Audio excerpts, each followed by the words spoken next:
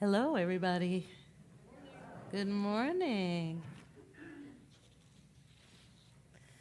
So, today's title, Creating the Life You Want to Live.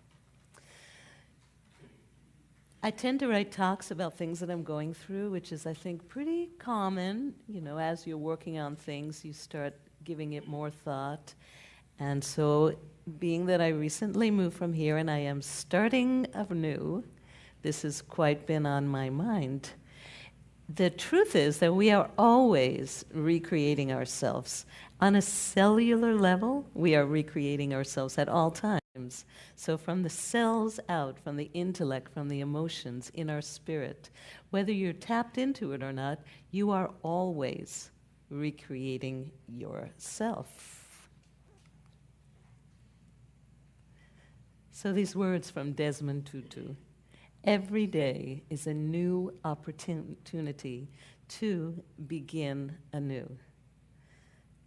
So in order to begin anew and begin a journey, you have to figure out where you are. So it's like a road trip. You have to look at the map and go, okay, this is where I am, this is where I want to go, right? That's the start. And it's the same with a spiritual journey. So this is this place where I call it spiritual honesty, where you start thinking to yourself, where am I right at this moment? Not even yesterday, not like a few weeks ago, but right at this exact moment. So just think about that for yourselves a minute. Where exactly am I? What is it that's bothering me? What is it that I would like to feel? What is it that's really, really important to me? And this is something deep within you. So this is the place where you can be completely honest. And the more honest that you are with yourself, the deeper your journey will be. And I think it's a question we're constantly asking ourselves. It doesn't stay the same. You know, it sort of shifts and it changes. And I call it taking a soul selfie, which I swear I'm going to make these T-shirts that say, take a soul selfie right now. So if you were to take a little photo of your inner soul right at this second, what would it look like? What would it say? What would it be? So, you know, when you start thinking about things, it's like a synchronicity. People start talking to you about similar subjects. I know a lot of us here read books about, inspirational books. We listen to inspirational music. Maybe you know that Empower Music and Arts has a positive music station that you can put on your computer and you can listen to at any time. There are a lot of wonderful speakers who send out newsletters, and one of the newsletters that I get in my email is from David Alt. He's a minister of the Center of Spiritual Living in Atlanta. And this is what came in the newsletter just a few days ago. The title was, "It Was Never True." What people tell you you cannot or should not do is never true. The truth is that you are what you think you are, not what someone else thinks you are, but what you continuously, habitually define yourself to be. Habitually define yourself to be, what you practice thinking yourself to be. So I get these inspirational newsletters, which, you know, sometimes I have more or less time to read, but Karen Drucker, who wrote Blessing to the World, has a newsletter, which is fantastic. You can go to their websites. You can talk to me afterwards if you don't remember the names I'm mentioning, but David Alt, Karen Drucker, Karen Taylor Good, who spoke here, Pam Grout, an inspirational writer. I've recently hooked into something called the Mind Valley, which gives, they have free master classes. Michael Beckwith did one, and if you just sign into mindvalley.com, you can get their alerts and take free master classes, and there are links if you choose to go on a deeper quest with them. But they have lots of different speakers and wonderful master classes, it's nice to receive this inspirational thought. Sometimes when you start a journey and when you start creating this life you want, it's nice to hear from people who have been working on that and hear what they have to say. And sometimes different people will say it differently and it will just trigger something just right for you. So you never know who that person might be. So I've also recently, I want to tell you about this woman. Her name is Emily Fletcher, and she teaches meditation. And that's made a big difference in my life to deepen my daily meditation practice. So her name is Emily Fletcher, and she has a community called Ziva Tribe. And every Thursday, she does a live broadcast, which you can download later, or if you're on it live, you can ask her questions.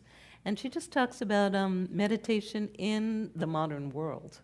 So for anyone in the room who thinks, oh, I can't meditate, I can never stop my mind, well, she has some answers and interesting thoughts on that, because you can't stop your mind. That's what your mind does. What you do is you bring it in. You keep bringing it in with different techniques, and you practice doing that. So anyone who wants to know any of these names after, I'll be around. I'd be glad to share them with you. But the thing that really struck me about all of these people is that they practice what they talk about. And I came across this, I never heard of this man. His name is Prem Rawat. He's actually kind of controversial, but because as a very young boy, like a child, he was going around speaking. And he was speaking, one of the things that he said was, what do you practice?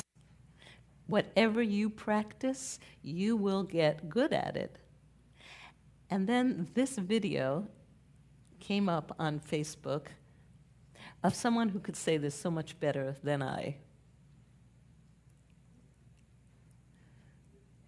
A little bit about Prem Rawat, because he's still going around speaking and talking. He's a licensed pilot, and to date, his whole thing is to go around and speak and to convince people to cultivate the peace in their hearts.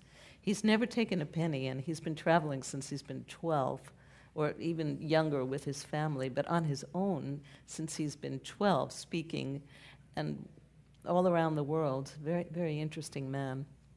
So my question to you today is, what do you practice every day? What do you practice? Because what you practice, you will get good at. What do you practice? Do you practice joy in your life?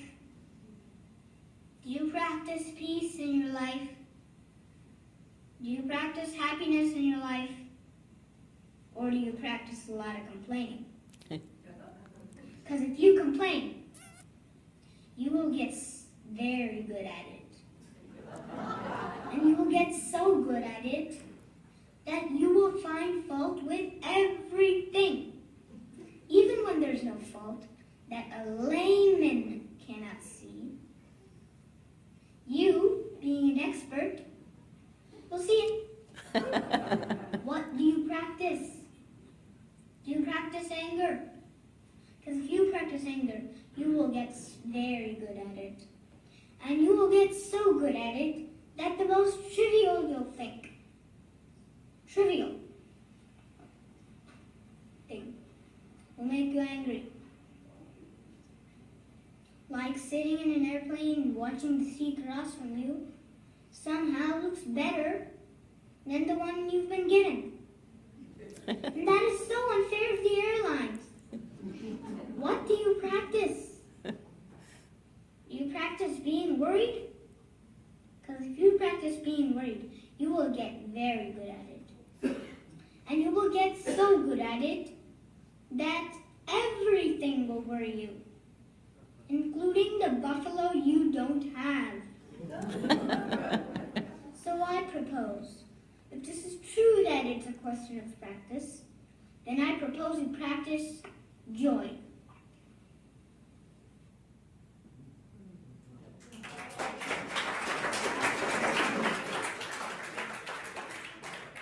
Thank you to Eileen for figuring out how to play that. Bravo. But it's so true, right? So what you practice, that...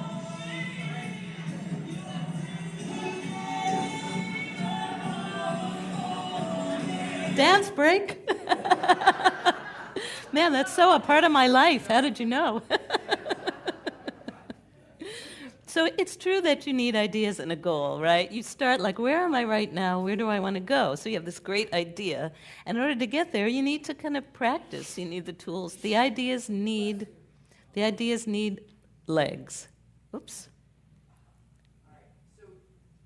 There we go. So here's the Dalai Lama. So happiness is not just something ready-made. It comes from your actions. So like you practice it. It becomes a part of your life. Investing in yourself and in your progress brings a true sense of accomplishment, satisfaction, and happiness. Other words from the Dalai Lama. So you know that when you take on a task and you do all the little steps, it's like making a stew, and then you cook it, and then it's done, and it's delicious, and you feel so good that you did that, right? That you accomplished that. True happiness comes from the joy of deeds well done, the zest of creating things new. And this is particularly personal for me right now, as it is for all of you, because we are all always starting new journeys. But my new journey has been that I left a town I lived in for 40 some years and moved to Asheville. So here I am, I don't know anybody, and I'm trying to get work, and I'm trying to find a house, and on all of these things. And in the beginning, as I started, I was like, oh, this is a new project, this is so exciting, and I'm so happy. And then we bought our house, and we, checked our bank accounts, and, the work was coming in piece by piece, and other thoughts started coming in, like, oh, gee, I hope I'm going to be able to find work, and I hope this is gonna work out. So this is a picture of me up at Max Patch. It's a hill off of the Appalachian Trail in North Carolina, and it leads right down into Hot Springs, which is a resting place for through hikers, the people that hike the whole 2,000 miles of the Appalachian Trail. And on this hill here, you can just put up a tent and hang out and camp. So this place is it's a real crossroads. People come up with their kids just for the afternoon. People come up for the weekend. People come up as they're walking 2,000 miles on the way. So it's kind of a powerful place, besides that it's got this great view of all the mountains, and it's just beautiful. And the reason that I put that picture up there is because as I was starting to have all these different thoughts about, oh yeah, this is exciting, this is going to be great, and uh-oh, what have I done this time, jumping off the cliff, I started thinking, my life is what I make it. I can create the life I want. So intellectually, I truly believe this, right? But somehow, somewhere in there, all these little fears. So I keep a blog on my phone of daily intentions. And I was looking at the blog that I had for May, which was about a month or so after we bought our house. And as I thought that I was going to be flooded with work, and I did have some work coming in, but a lot of things. So I decided, okay, I can create the life I want to live. I'm going to put this into my morning meditation. I'm going to put this into my morning motivation. So I was looking at this process here. And I started with, I am inspired. I can create the life I want to live. I can create the life I want to live. I am not defined by chores or by classes or by jobs. I create the environment I wish to attract. I am committed to working out a financially viable career, positivity, and losing 10 pounds. I am self-aware. I can create the life I want to live. What are my strengths? My strengths are my willingness to try new things. That was all I could think of that day, my strength, right? I am present. Today I take positive steps to create the life I want. I am a harpist. I play the harp. I am affectionate. I have affection in my life. I am enough. I have what I need to create the life I want to live. I am prepared. I set specific goals, and step by step I accomplish them. I maintain specific goals. I am capable. I hiked a mountain. I planted a flower. I made an amazing dinner. I am capable. I am vulnerable. I am afraid of financial difficulty and breaking into the in crowd. I am not that shy girl on the sidelines. Why am I hanging on to that? I am my authentic self. I am kind. I am curious, and I am ready. Then it starts going up. I am calculated. I am ambitious. I am motivated. I am resourceful. I have talent. I have instruments. I have equipment. I have determination. I have music. I am a quick learner. I have some connections. I have an online listing. I am progressing. I am persistent. I am adventurous. I can create the life I want to live. And somewhere along the way, I started really believing it. I really can. And suddenly, more work started coming in and more work, and it's still coming in and it's getting better and it's starting to really happen. And I truly believe I created that I attracted that to myself by truly believing all of these things.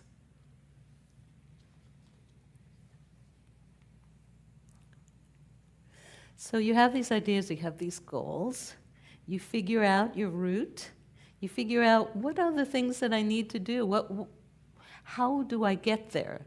Because a goal without a plan is just a wish. And it's not just a wish. I mean, the ideas have to start somewhere, and a wish is a great place to start. A wish, a dream, an idea, right? It has to start. And then you have to make a plan, and then you have to actually do the plan for it to happen.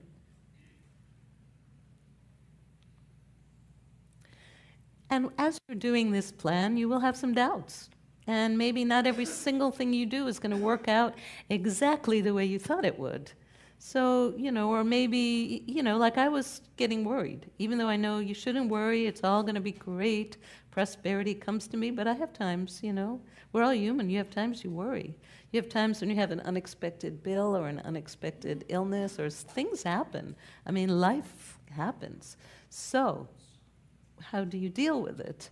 So the Tibetan way is 9 times fail, 9 times try again. So you just, keep going with that. So, the reason I have Queen Elizabeth's picture up here is Desmond Tutu met with Queen Elizabeth in 2012. And I just love this image of Desmond Tutu, Queen Elizabeth, the Dalai Lama. They're actually all friends. They all know each other. They all keep in contact with each other. All of these amazing people. And I had this idea, Desmond Tutu, the Dalai Lama, and Queen Elizabeth walk into a bar. And if anybody knows the rest of that joke, I'm open to hear it. Because it's got to be a great joke, right? But Desmond Tutu asked Queen Elizabeth, he said, so you're 96 years old. You've been a seat, of this great world power. You've seen wars. You've seen so much happen in this world. I mean, you've been an observer to so much horrific things in this world. And I want to ask you, do you think that things are getting better, that people are learning? And she said, what do you think she said? She said, yes. She said, absolutely yes.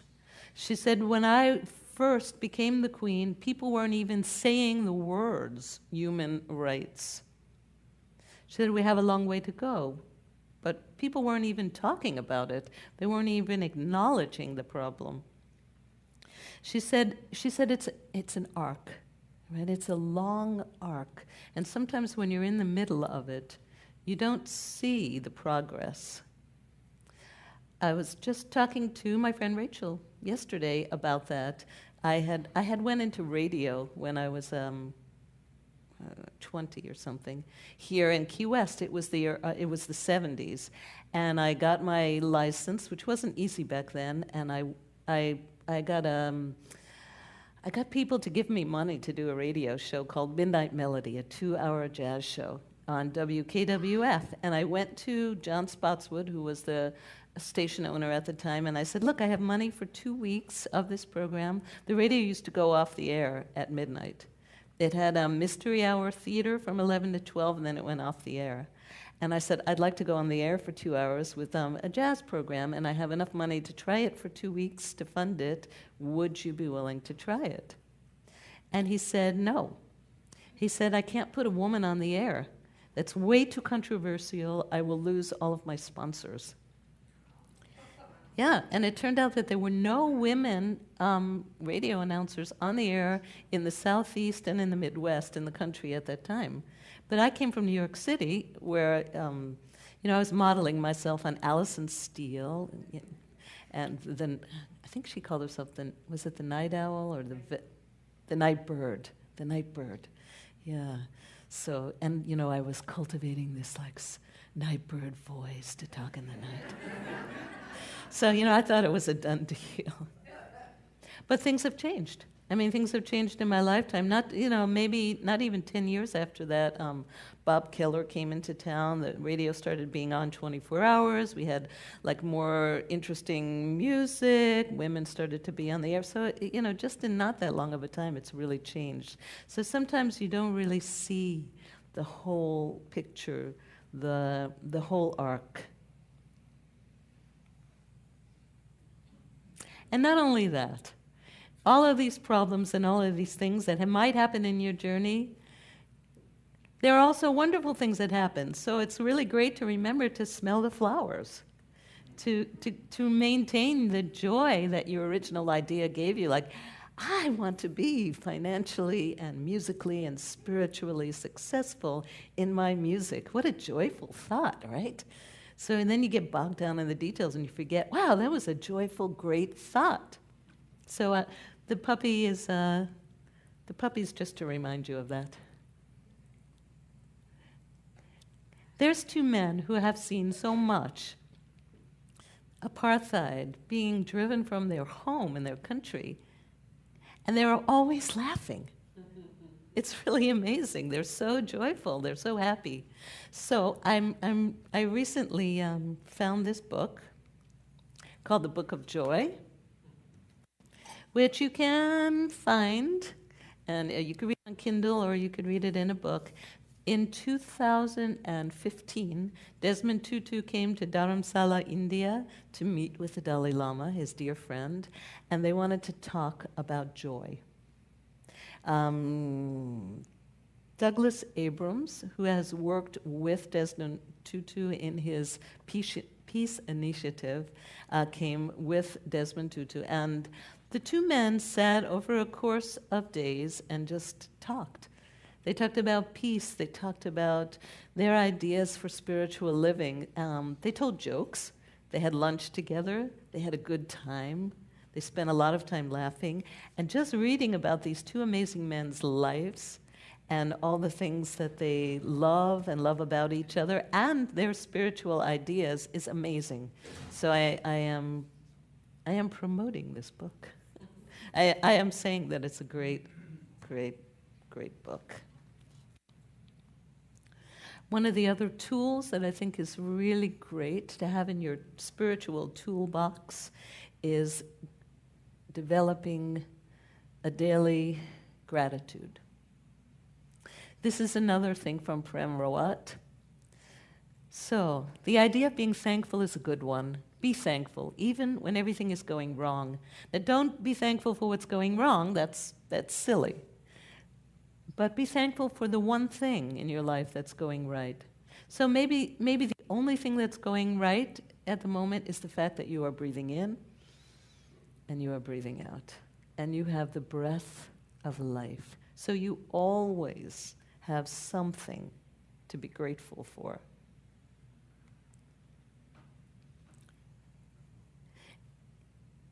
Somewhere in this book, the Book of Joy, is a little section on some of the actual spiritual practices and teachings of Desmond Tutu and the Dalai Lama.